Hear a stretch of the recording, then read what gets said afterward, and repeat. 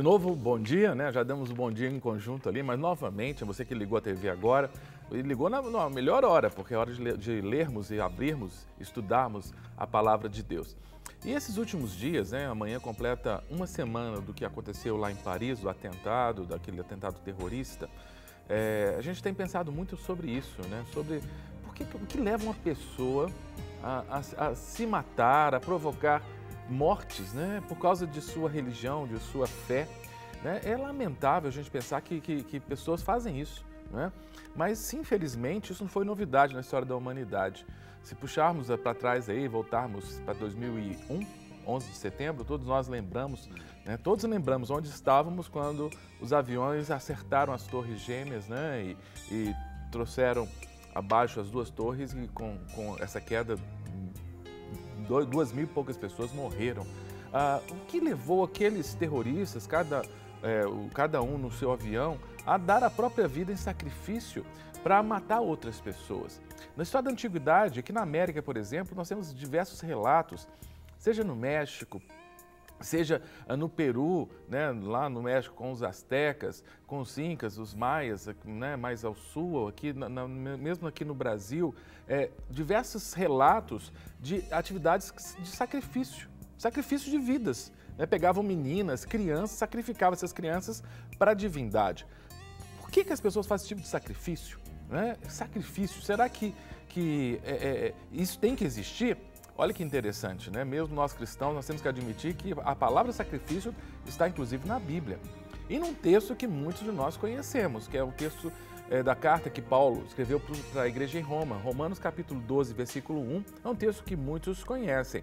Paulo, o apóstolo, ele escreveu para aquela igreja e disse o seguinte: olha, irmãos, eu rogo a vocês, irmãos, pelas misericórdias de Deus, que vocês apresentem os vossos corpos por sacrifício vivo, santo e agradável a Deus, que é o vosso culto racional.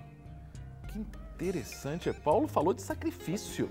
Será que então esse sacrifício que Paulo propôs é semelhante ao sacrifício dos povos pré-colombianos aqui na América, ou esse sacrifício aí que esses terroristas fazem, de sacrificar a própria vida e consigo levar outros à morte? Com certeza não, né? Paulo, ele faz um pedido veemente, porque a expressão lá em Romanos 12 é rogo-vos, né? Eu imploro, irmãos, eu insisto com vocês, que vocês façam o quê? Apresentem a Deus os vossos corpos. Então, é uma apresentação integral. Até aí parece que ele está falando de sacrifício mesmo, sacrifício de homem-bomba, né? Os vossos corpos a Deus por sacrifício vivo, santo e agradável a Deus, que é o vosso culto racional. Então ele fala que o sacrifício que o cristão tem que prestar não é o sacrifício de se matar para provocar outras vidas, ou matar outrem para agradar a Deus. Não, Paulo fala que nós temos que apresentar a Deus um sacrifício, mas que sacrifício? É o culto. É um culto, e é interessante que é um culto racional. Quando a gente lê culto racional, parece uma coisa estranha, culto racional, né? E eu tive até curiosidade de procurar lá na Bíblia, e nessa hora a gente tem que ver até com a língua original, que foi escrito o texto lá, que é o grego. Eu fui ver que palavra que está racional, e é uma palavra que a gente usa no nosso cotidiano. A palavra que está lá para racional é lógicos. Lógico. De lógica. Então Paulo fala que nós temos que apresentar a Deus o nosso corpo por um sacrifício que seja o nosso culto lógico. Olha que interessante, a gente tem que saber, a gente tem que entender. Então esse negócio de sacrificar a racionalidade no culto a Deus não procede. Nosso culto tem que ser um culto racional. Por racional não entenda frio, mas é um culto que você tem que entender o que você está fazendo. Muitas vezes os cristãos são criticados, e com razão, porque fazem as coisas sem pensar, fazem as coisas na onda, sabe? E são tantas as modas que as igrejas têm. As pessoas fazem, né, de maneira irrefletida e fazem coisas absurdas e depois até se arrependem do que fizeram. Você precisa de fazer esse sacrifício a Deus, que é o seu culto, mas de forma lógica, inteligente. E é interessante porque você tem que fazer de forma lógica, mas apresentando o quê? Não só o seu cérebro, a sua cabeça, mas o seu corpo.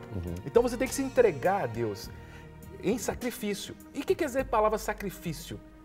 Sacrifício começa com sacro. Sacro quer dizer o quê? Sagrado. Sacrifício é um oferecimento sagrado. Você pode até traduzir assim, é um ofício sagrado, um serviço sagrado. Quando você vai ao culto, quando você cultua a Deus, você está fazendo um sacrifício. um serviço sagrado, um sagrado ofício, um sagrado oferecimento. Por isso nós temos que preservar os cultos, as reuniões que nós buscamos a Deus. Por isso nós temos que nos esforçar, apresentar os nossos corpos. Né? A Rede Super abençoa nossas vidas. Quantas vezes eu vejo os cultos pela TV? É ótimo. Mas é muito importante que também você vá, você apresente o seu corpo, você vá à igreja, você esteja ali ao lado dos seus irmãos para juntos nós cultuarmos a Deus, para apresentar o nosso corpo. Esse sacrifício, esse sacro ofício, esse sacro oferecimento, que tem algumas características muito simples, mas muito importantes. Primeiro, um sacrifício vivo, que já diferencia então do sacrifício que a gente acabou de falar aqui, dos terroristas ou dos povos pré-colombianos que matavam as pessoas. Não, o sacrifício do culto é vivo. Você tem que estar ali vivo, com o teu cérebro vivo, com o teu corpo vivo, adorando a Jesus Cristo, que é um Deus vivo. O que distingue o cristianismo evangélico não é a cruz. Muitos falam assim, a igreja evangélica não pode ter cruz. Desculpa, eu entendo que tem que ter cruz, mas é uma cruz diferente. A cruz da igreja evangélica tem que ser a cruz vazia. Não é? Por quê? Porque eu sei que o meu Redentor vive. Ele morreu na cruz, mas ele ressuscitou ao terceiro dia. Então a cruz é o símbolo de que nós adoramos a um Deus que é vivo. Um Deus que morreu por causa dos meus pecados, mas ressuscitou ao terceiro dia e hoje está vivo. E esse sacrifício que eu faço para ele, esse sagrado ofício, esse sagrado oferecimento é vivo, porque eu adoro a um Deus vivo. Esse sacrifício é vivo, ele é santo, porque a própria palavra sacrifício vem de santo, é um sagrado ofício. E aí, querido, querida, toma muito cuidado. O que eu tenho percebido é que, infelizmente, as igrejas têm se mundanizado, têm perdido a santidade, têm perdido a reverência, têm perdido aquela questão da distinção do que é de Deus. Né? Nós temos que sacralizar mesmo a nossa vida. Nós temos que entender que, inclusive, o momento de culto é um momento sagrado. Né? Muitos estão falando por aquela tese, nós temos que fazer tudo para alcançar todos. Isso se presta ao evangelismo. Mas no momento de culto, é um momento, exatamente, é sagrado. Então, com muita reverência, nós temos que pensar muito bem se nós não estamos entrando na onda desse mundo. E estamos mundanizando o nosso culto. Nosso culto, diz Paulo lá, né? O vosso culto a Deus, o vosso sacrifício tem que ser o quê? Vivo e santo. Santidade. Nós temos que resgatar a reverência das reuniões do povo de Deus. Quando eu digo reverência, não é ficar todo mundo parado, olhando com aquela cara de piedade. Não. Mas que a minha dança seja uma dança santa. Que a minha roupa, atenção, que a minha roupa seja uma roupa santa. Olha, o que a gente tem percebido nas igrejas é que, primeiro, está um desfile de moda. E segundo, roupas e trajes indecentes. E não só femininos, viu? Tem homem que também está indo com traje indecente. E nosso critério tem que ser o quê? A decência e a ordem. Então, vamos tomar muito cuidado. Tem algumas igrejas que eu acho muito interessante, que inclusive o pessoal tem uns mantos lá que coloca em cima das roupas das irmãs. A saia da irmã é tão curta que tem que colocar. A saia. Tem os irmãos que vão com a saia curta e também tem uns irmãos que eu vou te contar também, né? Que os irmãos vão com as calças, sabe? Ou vão com as camisetas para mostrar os músculos, que são sarados, são malhados e tudo. Querido, tem lugar para isso. Igreja, a gente tem que estar ali para adorar a Deus com santidade, porque o nosso sacrifício tem que ser vivo, santo e, finalmente, agradável a Deus. Olha, essa, tio Uli, é uma coisa que tem me preocupado muito, já há muitos anos. As igrejas, elas têm uma rotatividade impressionante. Né? Muitas vezes a igreja, numa cidade, por exemplo, quantas igrejas Jesus tem em Belo Horizonte? Jesus tem uma igreja, que se manifesta fisicamente em várias localidades. Né? Mas o que às vezes as pessoas pensam é o seguinte, a minha igreja está crescendo, porque a igreja local está tendo muitas pessoas. Mas muitas vezes as pessoas que chegam nessa igreja local não vêm por conversão, não saem do mundo e nascem de novo. Às vezes elas migram de uma igreja local para outra igreja local. A igreja de Cristo em Belo Horizonte, a igreja de Jesus, não está crescendo. Está havendo uma movimentação interna. Mudança de aquário. Uma mudança de aquário, não é? E por que as pessoas mudam? Você tem alguma ideia? O que você imagina? Por que a pessoa muda de igreja? Tantas razões. Às vezes porque o pastor passou perto dela e não cumprimentou. Isso. Ou porque na minha igreja o pessoal não ora em línguas. Ou porque na minha igreja o povo ora em línguas. Quer dizer, tem gente que deixa de ir na igreja porque ela é pentecostal demais. Outros deixam de ir porque ela não é pentecostal demais. Ou deixa de ir na igreja por quê? Porque só canta hino. Ou deixa de ir na igreja por quê? Porque toca bateria. Né? As pessoas... E isso é normal, mas não devia. Sabe por quê? Porque olha o critério que tem levado as pessoas a saírem das igrejas locais. É porque não estão gostando da igreja local. Porque as reuniões, os cultos não estão agradando essas pessoas. Olha que inversão de valores. Sendo que a pessoa que está prestando um culto... Isso. E Paulo diz que o nosso culto, temos que apresentar nosso corpo com sacrifício vivo, santo e agradável a quem? Não a mim. Agradável a Deus. Senhor. Eu tenho que me perguntar, sempre que eu vou ao culto, eu vou colocar essa roupa, eu olho no espelho, sempre eu olho assim, né? Todos nós olhamos e primeiro perguntando, não, tá bom pra mim? Depois, quem é casado pergunta, tá bom pra esposa, pro marido ou pros filhos, né? Agora a gente devia primeiro perguntar assim, Deus, tá bom pro Senhor? Né? E aí entra até a questão da decência no traje. A irmão, tem que olhar e pensar o seguinte, eu tô decentemente vestida? Deus, eu tô te glorificando, eu tô te agradando? Os cânticos. Muitas vezes as pessoas vão separar, os ministros de louvor vão separar os cânticos. Esse cântico o pessoal gosta de cantar. Esse cântico eu gosto, ele é agitado, ou ele é mais sóbrio. Os critérios são diversos. A questão não é se é agitado ou se é sóbrio, a questão é a seguinte, que a maioria dos cânticos são separados porque eu gosto dos cânticos.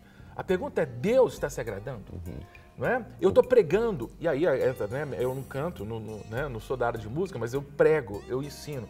Muitas vezes eu sou tentado, viu, tio? Não sei se você, mas eu sou tentado a julgar para a torcida, a pregar a mensagem que o povo quer ouvir. A fácil, né?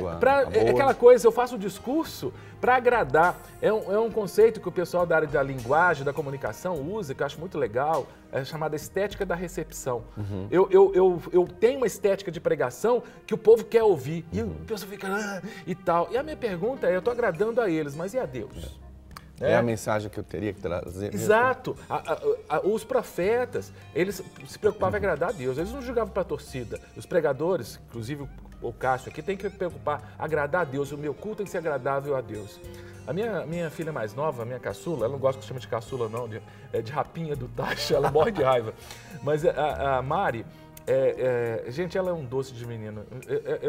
Já há alguns anos, a Mari era pequena. Eu estava em casa, cheguei em casa bem cansado, né? E a Mari estava no sofá vendo desenho animado, né? Vendo programação infantil, né? Criancinha e tudo. E eu sentei no sofá, mas sabe quando o papai, né? Eu estava cansado. Sentei no sofá e assim, para mim, pouco importava o que estava passando na TV, eu estava querendo descansar. E ela, tadinha, olhou para mim assim, sabe? Aquele olhar assim de misericórdia, né? De, meu pai está cansado, o que eu posso fazer? Ela virou para mim assim, papai, o senhor quer ficar feliz? Eu falei, Mari, eu quero. Ela pegou e digitou 2 números no controle remoto da TV e colocou no canal de esportes. Eu achei tão legal, né? Porque a Mari sabe que eu gosto muito de esportes, né? E o pai dela estava cansado. E ela abriu mão. Ela estava querendo agradar o pai dela. Né? E colocou no canal de esportes, porque ela sabia que eu gosto de esportes. Eu acho que a gente tem que começar a digitar o canal, não de esportes, mas o canal de Deus, quando a gente vai cultuar. A gente tem que parar de tirar, a gente tem que tirar do centro, da centralidade do culto, o meu querer, o meu desejo, o meu sonho, o cântico que eu gosto, a pregação que eu gosto. Eu tenho que perguntar o seguinte, Deus, eu estou te agradando? O meu culto está sendo vivo, santo e agradável ao Senhor? Quando a gente conseguir fazer isso, sabe, Júlia, a gente vai mudar a nossa perspectiva de vida cristã. Amém. E vai fazer o verdadeiro sacrifício. Né? Um sagrado ofício, um sagrado oferecimento. Porque, olha, o que está acontecendo no mundo é assustador, sabe? As pessoas estão se sacrificando, porque para elas é a coisa sagrada, e provocando morte. Né? O nosso sacrifício não, ele é vivo. Amém. Ele se manifesta no culto que a gente presta ao Senhor. Que você possa guardar essa mensagem de Romanos 12:1 no seu coração. Né? E lembre, Paulo rogou, a igreja de Roma roga a cada um de nós. Que nós apresentemos nossos corpos como sacrifício vivo, santo e agradável a Deus, que é o nosso culto, né? Racional, lógico. E você, tenho certeza que entendeu isso. Agora é você apresentar seu corpo. É esse o meu desejo. Eu quero fazer isso todos os cultos que eu prestar ao Senhor. Amém. Vamos orar sobre isso? Vamos. Senhor, muito obrigado por essa tua palavra ministrada ao nosso coração nessa manhã. Ó Deus, primeiro nos colocamos diante da tua presença e te pedimos perdão, porque muitas vezes temos oferecido a Ti um sacrifício errado. Ó Deus, perdão, porque muitas vezes vamos até a Tua casa e a nossa mente não está ali, o nosso coração não está ali, nossas preocupações, nossos pensamentos não estão ali e muitas vezes temos oferecido um sacrifício morto. Tem misericórdia, Senhor, de nós. Te pedimos, Senhor, perdão por isso. Ó Deus amado, Tua palavra nos disse hoje, nessa manhã, que nós temos que oferecer esse sacrifício também santo. Sim. E muitas vezes temos deixado, Senhor, que esse sacrifício se misture com as coisas desse mundo, deixando que essas coisas invadam nosso coração, nossa mente, o nosso espírito, o nosso culto. Ó Deus, que esse santo seja realmente separado, como diz esse significado, Pai, que possamos prestar a Ti um culto, Senhor, vivo e santo, separado das coisas, Senhor, desse mundo. Pai, que acima de tudo também ele seja agradável ao Senhor, que a gente possa estar, Senhor, diante de Ti, oferecendo louvores, oferecendo a nossa vida, nosso coração, porque assim como Paulo nos ordena na sua palavra, que a gente possa então estar diante de Ti como um sacrifício vivo, agradável e santo na Tua presença.